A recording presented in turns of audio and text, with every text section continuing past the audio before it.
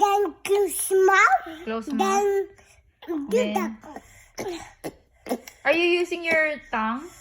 no. No? Like this. I can't. Can you do that, Andrew? No? Now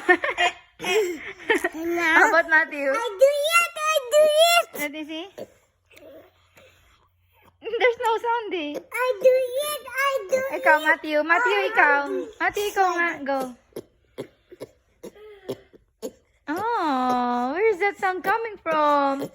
My mouth. From your mouth. I can. Teach me how. Teach me how to do that. I this.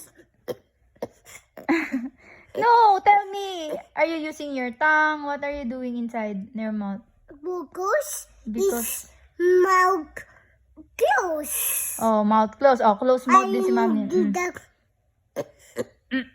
Oh, there's no sound on Mommy. No, he be with mommy. Only babies? Yes.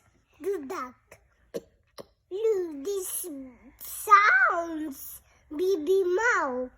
Baby mouth? Are you a baby? Yes. What? And I touch ceiling. You cannot touch the ceiling. Yes. You're a big boy na. No. I fight.